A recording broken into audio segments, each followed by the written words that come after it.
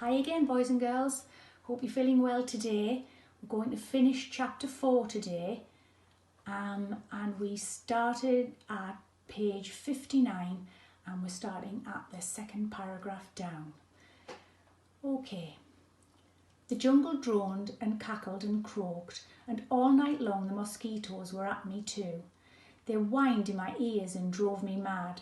I held my hands over my ears to shut out the sound of them. I curled myself round Stella, tried to forget where I was, to lose myself in my dreams. I remembered then that it was my birthday, and the thought of my last birthday back home with Eddie and Matt and the barbecue we had in the garden, how the sausages had smelled so good. I slept at last. The next morning I woke cold and hungry and shivering and bitten all over. It took me some moments to remember where I was and all that had happened to me. I was suddenly overwhelmed by one cruel reality after another, my utter aloneness, my separation from my mother and father, and the dangers all around me. I cried aloud in my misery until I saw that Stella was gone. I ran out of the cave. She was nowhere to be seen. I called for her. I listened for her, but only the gibbons howled in reply. Then I turned and saw her. She was up on the rocks high above my cave, half hidden from me, but even so I could see that her head was down. She was clearly intent on something.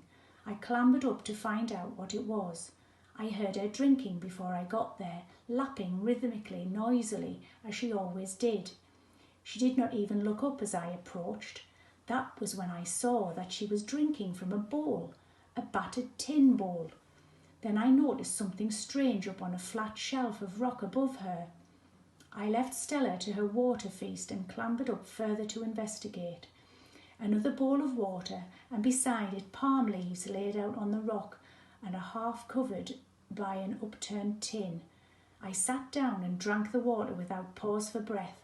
Water had never tasted so wonderful to me as it did then. Still gasping, I lifted aside the tin. Fish!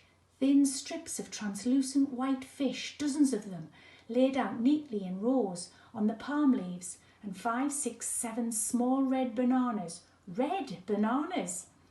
I ate the fish first, savouring each precious strip. But even as I ate, I was looking around me, looking for a telltale trembling of leaves at the edge of the forest, or for a trail of footprints at the sand. I could see none.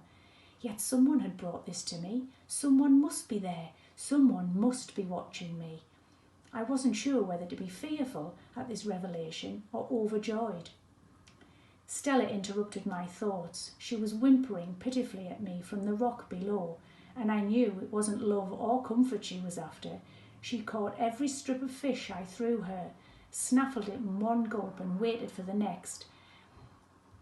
Head on one side, one ear pricked up. After that, it was one for me, one for her. Her beseeching eyes would not let me do otherwise. The fish was raw, but I did not mind. I was too hungry to mind, and so was Stella. I kept the red banana all to myself. I ate every single one of them. They weren't at all like bananas back home, but much sweeter altogether, much juicier, more delicious. I could have eaten a dozen more. Once I'd finished, I stood up and scanned the forest.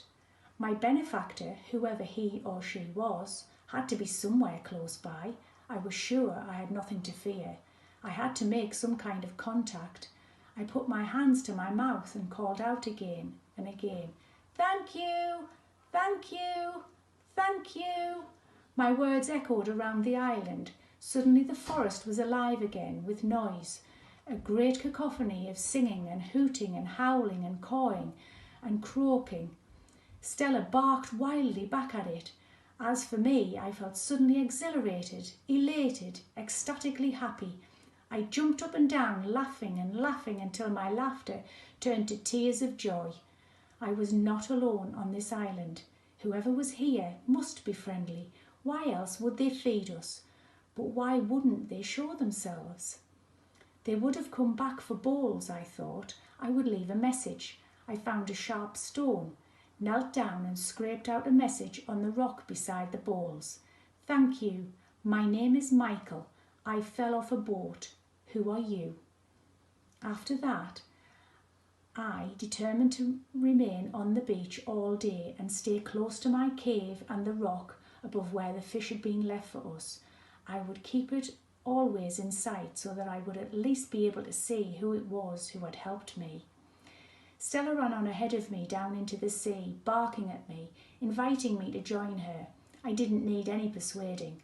I plunged and cavorted and whooped and splashed, but through all my antics she just cruised steadily on.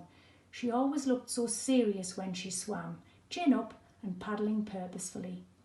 The sea was balmy and calm, barely a ripple of wave to be seen. I didn't dare go out of my depth. I'd had quite enough of that for a lifetime. I came out clean and refreshed and invigorated, a new person.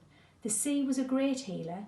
My bites were still there, but they didn't burn anymore. I decided I would explore further along the beach, right to the end if I could, just so long as I could keep my cave in view all the time. There were shells here, millions of them, golden and pink, thrown up in long lines all along the beach. Before long, I came across what seemed to be some distance away, like a flat wedge of rock protruding only very slightly from the sand. Stella was scrabbling excitedly at the edge of it. It turned out not to be a rock at all, but a long sheet of rusted metal, clearly all that was left of the side of a ship's hull, now sunk deep in the sand. I wondered what ship it was, how long ago it had been wrecked. Had some terrible storm driven her onto the island? Had there been any survivors? Could any of them still be here? I knelt down in the sand and ran my hand along it. I noticed then a fragment of clear glass lying in the sand nearby, from a bottle perhaps. It was hot to touch, too hot to handle. It came to me in a flash. Eddie had showed me how to do it. We'd tried it in the playground at school, hiding behind the dustbins where no one could see us. A piece of paper, a bit of glass, and the sun. We'd made a fire. I didn't have any paper, but leaves would do. I ran up the beach and gathered whatever I could find from under the trees, bits of cane, twigs, all sorts of leaves, paper thin, tinder dry. I made a small pile on the island and sat down beside it. I held my piece of glass close to the leaves and angled it to the sun. I had to keep it still, quite still, and wait for the first wisp of smoke. If only I could get a fire lit, if only I could keep it alight, then I could sleep by it at night. It would keep the flies away and the animals away too, and sooner or later a ship had to come by. Someone would spot the smoke. I sat and I sat. Stella came over to bother me. She wanted to play, but I pushed her away. In the end she went off and sulked, stretching out with a sigh under the shade of the palm trees. The sun was roasting hot, but still nothing happened. My arm was beginning to ache, so I arranged a frame of twigs above the leaves, laid the glass across it, then crouched by it and waited.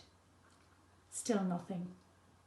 All of a sudden, Stella sprang up from her sleep, a deep growl in her throat. She turned and ran down towards me, wheeling around to bark her fury at the forest.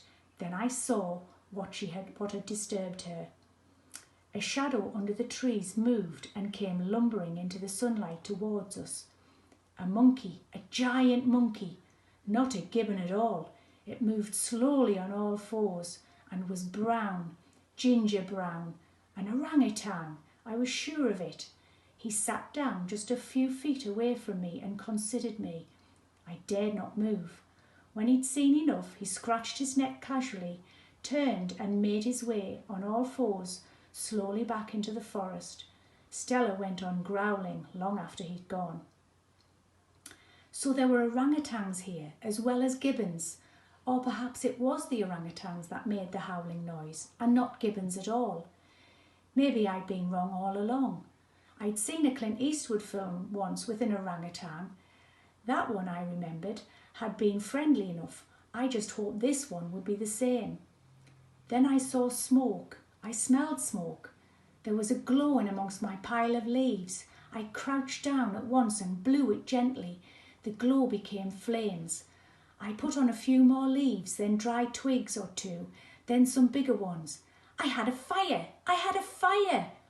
I dashed into the forest and collected all the debris, all the dried up coconut shells, all the wood I could find. Back and forth I went until my fire was roaring and crackling like an inferno. Sparks were flying high into the air. Smoke was rising into the trees behind me. I knew I couldn't rest now, that the fire would need still more wood, bigger wood, branches even. I would have to fetch and carry until I was quite certain I had enough to keep it going, and enough in reserve. Stella, I noticed, would not come with me into the forest, but stayed waiting for me by the fire. I knew well enough why. I kept a wary eye out for my orangutan myself, but I was too intent on my fire now to worry much about him. My pile of wood was huge by now, but all the same I went back into the forest one last time, just in case the fire burnt itself out quicker than I expected. I had to go deeper into the forest, so it took a while. I was coming out of the trees, loaded with wood up to my chin, when I realised there was much less smoke coming from the fire than there had been before, and no flames at all. Then, through the smoke, I saw him, the orangutan. He was crouching down and scooping sand onto my fire. He stood up and came towards me now out of the smoke. He was not an orangutan at all. He was a man. Wow, exciting. I hope you've enjoyed that, boys and girls. Don't forget, listen in tomorrow for chapter 5.